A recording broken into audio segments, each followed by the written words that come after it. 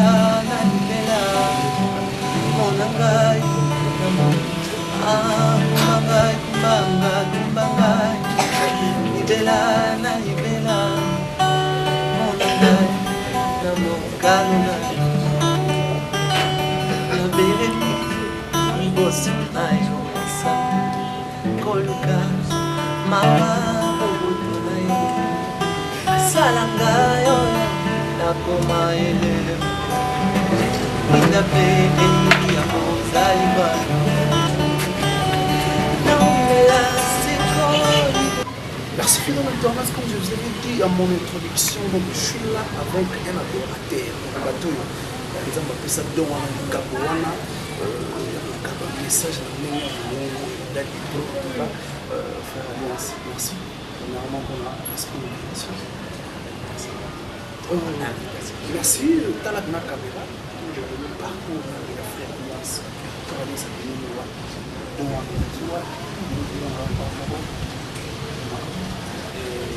Parcours na ngaza mamlayi na za mambo bandi ko yimba na ngambo na banda kulandela na vraiment.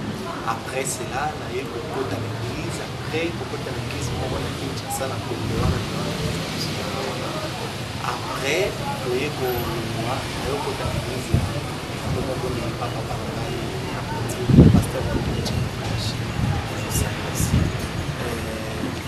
Après que potanga na wana na kati ya église na yo kosalisa pour 8 ans après 8 ans na eu la chorale après quelques temps na eu diriger chorale dans le mode diriger chorale le frère Patrice mon bien l'église a été en côté de l'église frère on va jouer pas c'est calendrier c'est pas tout c'est la vie sur ta zone l'église pour continuer sur le yéba pour tout na ya ça les même jour ça les production après ça les productions d'Antigali que je travaillais en permanence.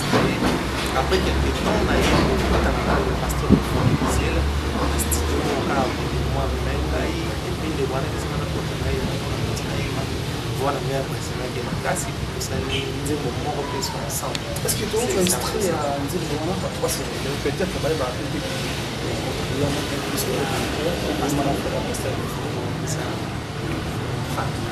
les agriculteurs de Yimba les fidèle à son poste, pourvoyeur quand je te perdu, manteau quand j'avais froid, aïe aïe aïe, fidèle à son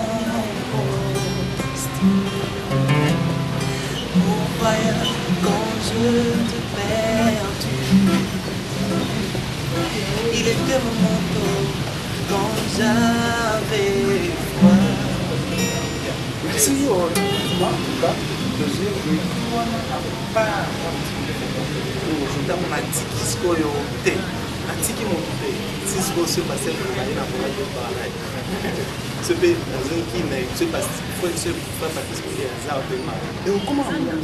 Angola,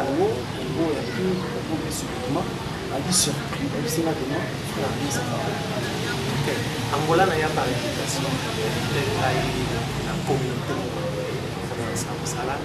et puis jusqu'à présent je suis avec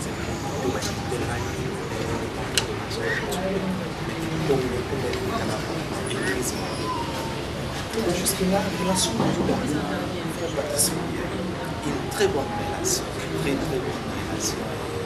Voilà, le vieux cool. Il est tellement cool jusqu'à présent et Calamine n'était pas incroyable. On est mis à ça la souci, on se parle très bien. Parce que par rapport à contrat, jusqu'à présent, on respecte le contrat pour moi, bon, on a des clauses privées, mais justement, merci. Parlons maintenant de ce nouvel album où toujours bien pourquoi bon, album des amis,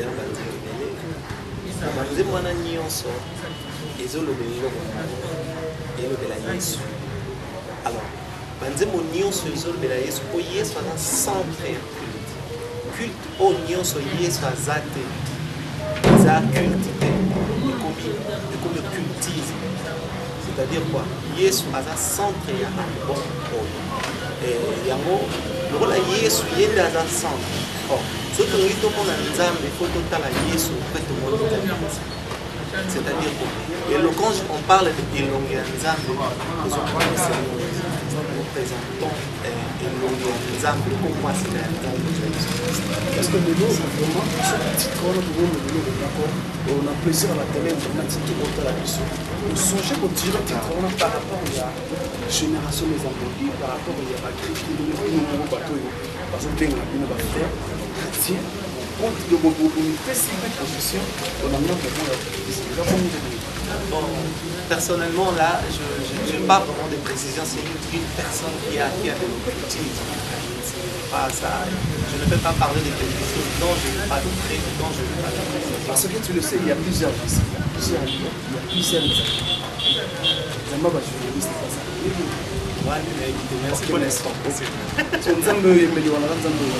nzambe biso toyembeli ya nzambe ya bible tozomobanga mpo nzambe ya nani bazali natanga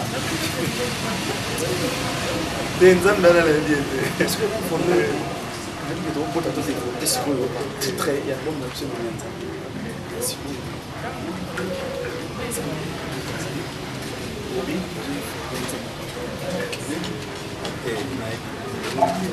merci mesdames et messieurs, en tout cas, bon, pour répondre à l'artiste Nabiso, vous comprenez que là c'est l'ambiance de l'émission avec les 4 tendanciers, d'autres pas dire, comme on le dit toujours, on a mis Stratalon de tous les temps en tout cas. Merci à la présence de celui qu'on appelle Moïse Palata, l'international.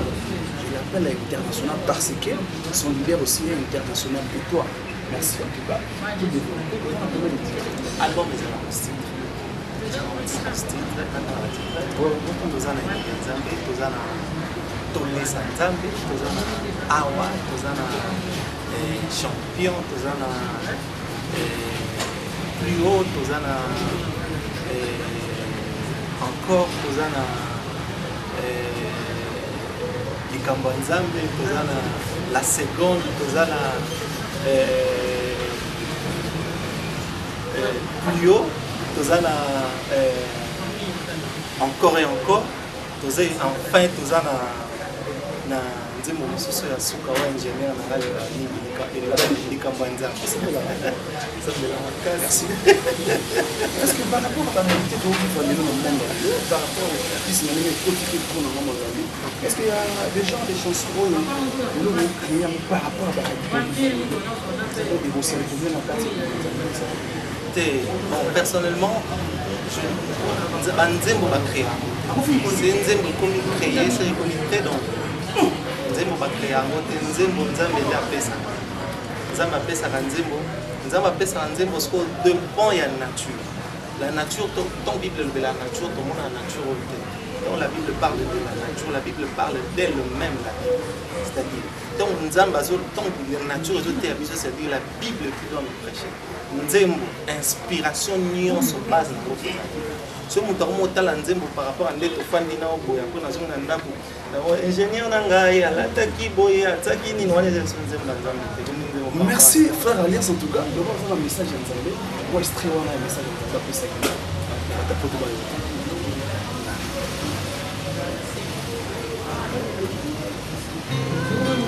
Nalingi nalesayo.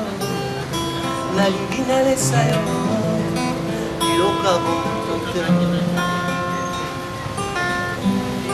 Nalingi nalesayo, nalingi nalesayo.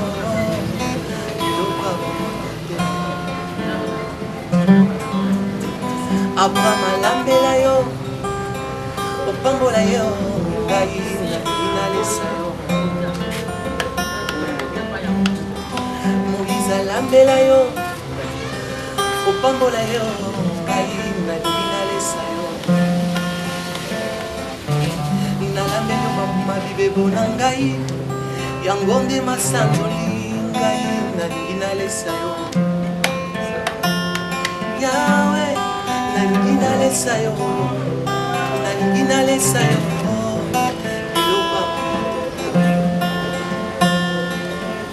Abraham alambela yo papa, abakisa miliki ngai nalambeli yo masandi.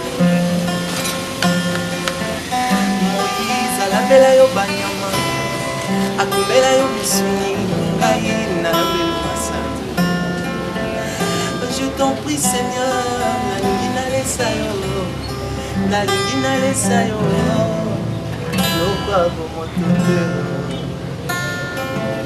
Merci, merci, félicitations. Bana Nzambe ya poto na ligue Laetitia Molowela. Je le confirme en tout cas.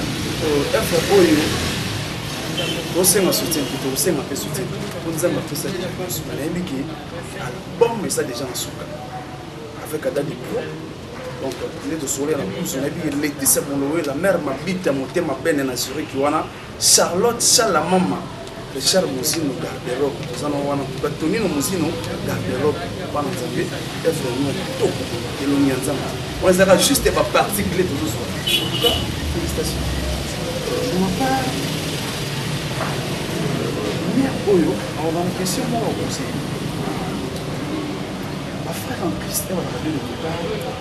inspiration ezalaka ya nzambe yaka nzambe eloko nini esalaka bino kodekete fashe yo kaka te me bandeko mosusu batapoto bayebi yaka elevaso makasi yaka esengaka tikino mama nzambe yaka elwana balata po balata ayebi mwa nzela ngomba akanalize po mamesekisa pomona. Ok, je vais commencer par un adage.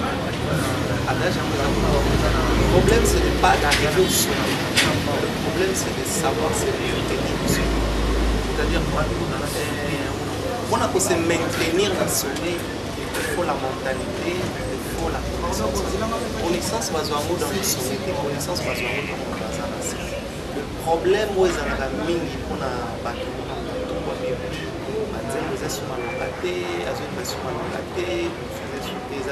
Problème il y a sommet ici la so vérifier le départ bien alors il y a peut-être une chance il y a une chance les gens vont ça la succès dans courage les gens vont tellement trop courage trop producteur soubassement les acquis automatiquement dans la tombe la fondement les acquis il y a un moment où il y a c'est un peu ça, ce sont des choses qui permettent de pas facilement par rapport à la question. Lelo, nayebi ke comme parce que la difficulté nous peut-être la question nayebi ke maison Jodabia Jean-Paul Lessi qui m'a maman tete botongo. Merci aussi mon œuvre waki no Carlos on a posé que numéro ezawana numéro to chaque numéro de kawana bi na CR télévision bon numéro Olga Cabalo na Italie. Olga Cabalo, en tout cas, noté. Mon collègue va faire l'alliance, en tout cas, il y a contribuera trop dans ma rabanzambe. Olga Cabalo, on a Mika Pisa, on est à Lyon, on a le bité, mais il y a des binômes sur ça dans un peut-être presque. Pour qui va nous toucher peut-être. Le producteur m'a cassé à côté de Londres, il a dit que boss pas de la zone ça, c'est pas. Photos à la claire, précise, sincère. On a la précise, claire et sincère. Isaac et Toza Penana a besoin. Donc, c'était pas Papa Carlos parce que tu as confiance dans ça là, sur ça là. Qui nous met à la route de vie à la minute où le monde a besoin de producteurs. Alors, ceux qui nous salanions ici là, nous sommes finis, nous avons besoin de producteurs à possession de ça là où nous savons que ça va production. Je vous assure, vous avez l'impression qu'il y a le bon pour abandonner la bande dans le stylo de donc c'est un bon travail vraiment. Yaka et que ça va contacter pour regretter que je t'assure pour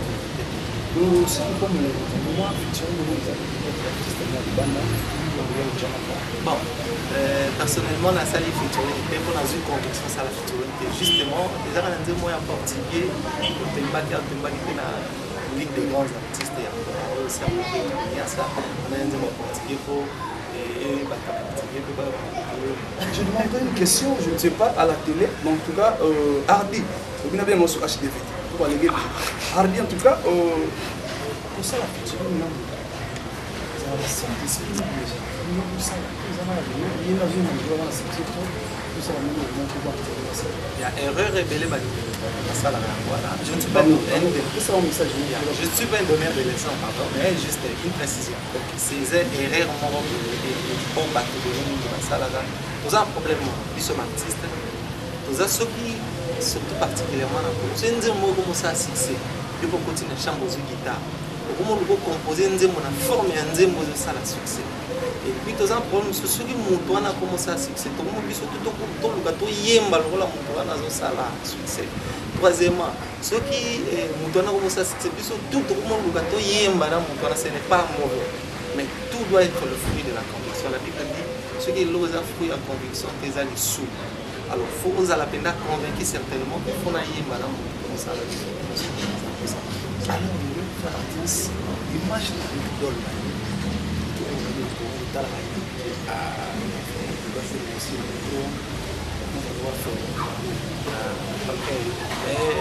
Idole d'influence, il était influençant, il était influencé. Ok. C'est ça le terme que je cherchais. Donc, idole d'influence dans l'AI, ils ont pasteur ça a trop dans ça. La manière dont c'est c'est simplicité, trop discipliné, un nombre de prières. Ce qui est dans le so gazete a voyager te am so a voyager te tout azalaka na chambre so la ngia na chambre azala na chambre tout la bonne là so on va se la azala na chambre donc c'est cette vie là m'a beaucoup inspiré et c'est ce que je cherche à adopter parce que tu vas le dire qu'il faut avoir ça côté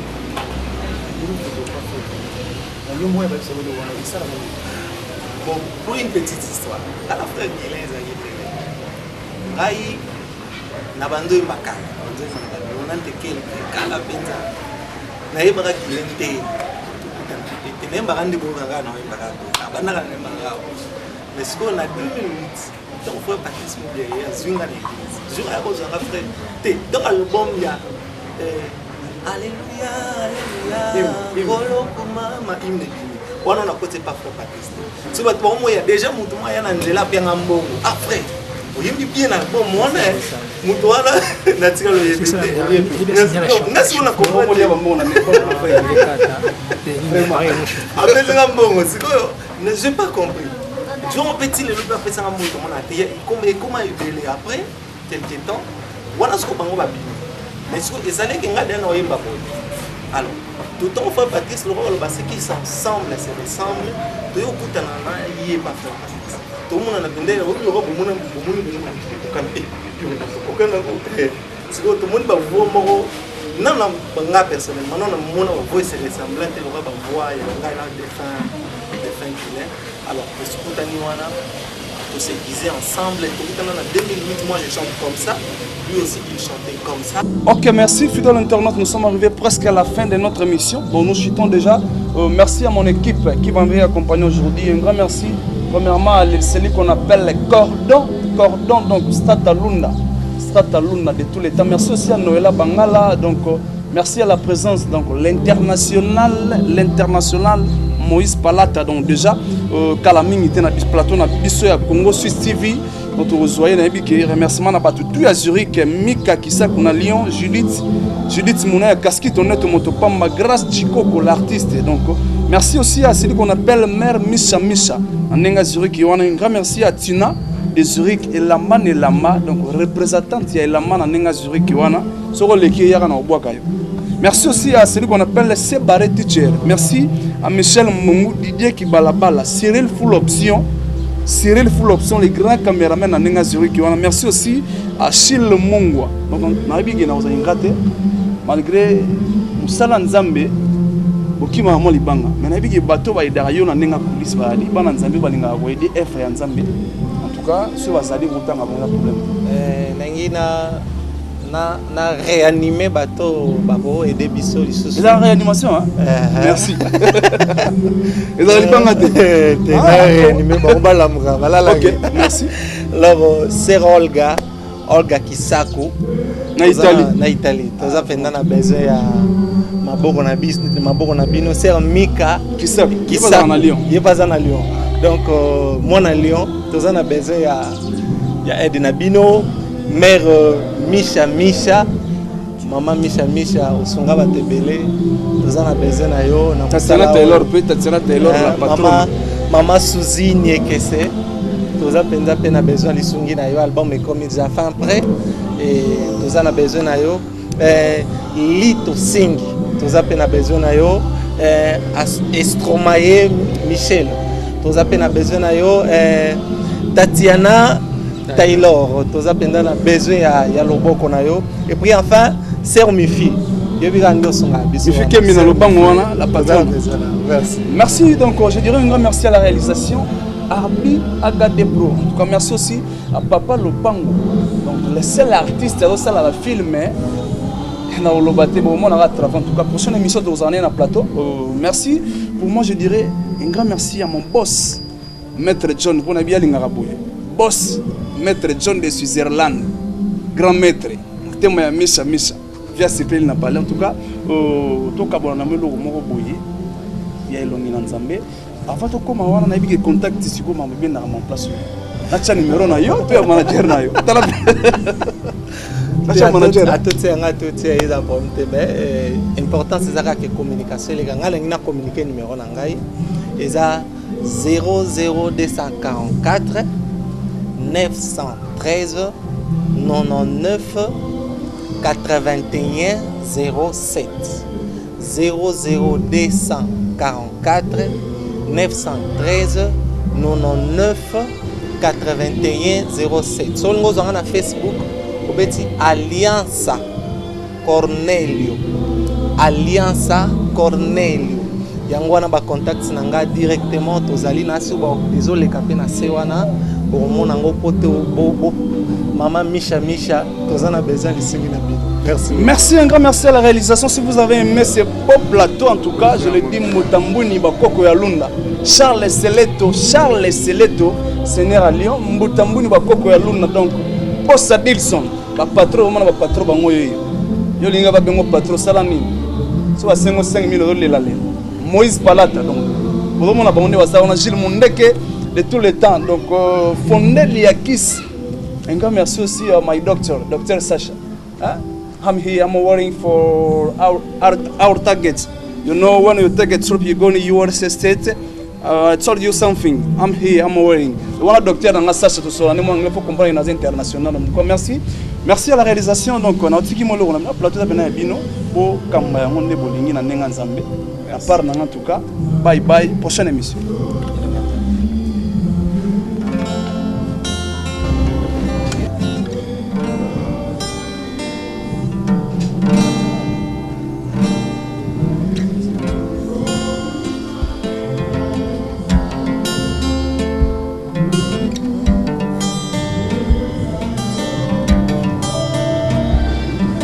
Elongi Nzambe mobimba Nzambe eza yo Yesu Elongi Nzambe mobimba Nzambe eza yo Yesu Moïse molaki mokongo na yo ngana moni mobimba